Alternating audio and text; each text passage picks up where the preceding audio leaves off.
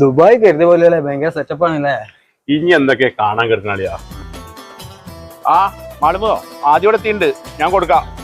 ഫോണൊന്നും വേണ്ട, ഒരു പ്രാർത്ഥനയിൽ ഉൾപ്പെടുത്താൻ പറഞ്ഞു. ആ ഫോണൊന്നും വേണ്ട, എന്നോട് പ്രാർത്ഥന ഉൾപ്പെടുത്താന്. അലിയാ റൂമൊക്കെ കൊള്ളാലോ. ഉള്ള സൗകര്യത്തിന് നമുക്കണ്ട് കൂടാ.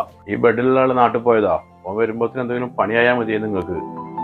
ആ പഠിച്ചോനല്ല വലുത്, നമുക്കെല്ലാം പ്രാർത്ഥനയിൽ ഉൾപ്പെടുത്താലിയാ. ആ സാധിക്ക അളിയൻ എപ്പോഴും വന്ന്? ഇപ്പൊ ഒന്ന് കേറിയിട്ടുള്ളൂ. അളിയാ നമ്മൾ സൂപ്പർവൈസർ ആട്ടാ.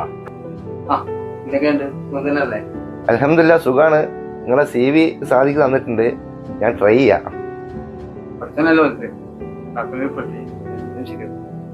ആ സാധിക്ക ഇജ്ജ് പറഞ്ഞനുസരിച്ചിട്ട് ഞാൻ ആളിന് പണിയൊക്കെ അന്വേഷിച്ചു. ഞാൻ മൂപ്പരെല്ലാരോടും പ്രാർത്ഥന ഉൾപ്പെടുത്തിയും പഠിച്ചോനല്ല വലുത് എന്നൊക്കെ പറഞ്ഞ കുത്തിക്കാണ്. മൊയ്തീൻ ഭായി 1.5 മാസമായി, ആ ചെക്കനിക്ക് ഇതൊരു ജോലി ആയിട്ടില്ലല്ലോ. സാധിക്ക പറയണോണ്ടൊന്നും തോന്നരുത്. ആ ചെക്കന് വേണ്ടിയിട്ട് ഞാൻ കുറേ റിസ്ക് എടുത്ത്, ഇതുപോലൊരു ചെക്കനെ ഇതേവരെ ഞാൻ ഈ ഗൾഫിൽ കണ്ടിട്ടില്ല. അവൻ പറയണത് പ്രാർത്ഥന ഉൾപ്പെടുത്തിയെന്ന്. നമ്മുടെ കാര്യം നമ്മളെ ശ്രമിക്കാതെ പ്രാർത്ഥന ഉൾപ്പെടുത്തിയിട്ട് വല്ല കാര്യമുണ്ടാ? പിന്നെന്താ, പണിയൊന്നും ആയിട്ടില്ല. അളിയൻ പണി നോക്കുന്നുണ്ട്. 1.5 മാസമായി വന്നിട്ട് ഒന്നും ആയിട്ടില്ല. പഠിച്ചോട് പ്രാർത്ഥിക്കാം, എല്ലാം പ്രാർത്ഥനയിൽ ഉൾപ്പെടുത്താം. അല്ല അളിയാ, എന്താ അളിയന്റെ പരിപാടി?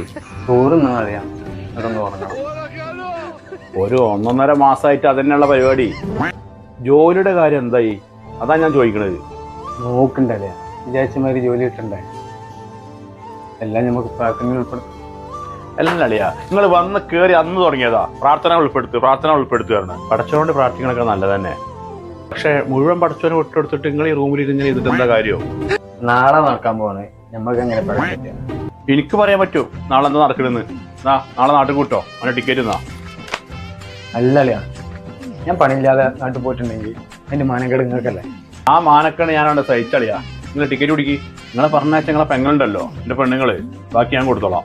ജീവിതത്തിൽ കുറച്ച് കഷ്ടപ്പാട് ബുദ്ധിമുട്ടുകളൊക്കെ അറിയണം. അതൊന്നും അറിയാത്തതിന്റെ കുഴപ്പം അത്. ഒരുങ്ങിക്കോ, ഞാൻ പോരാ.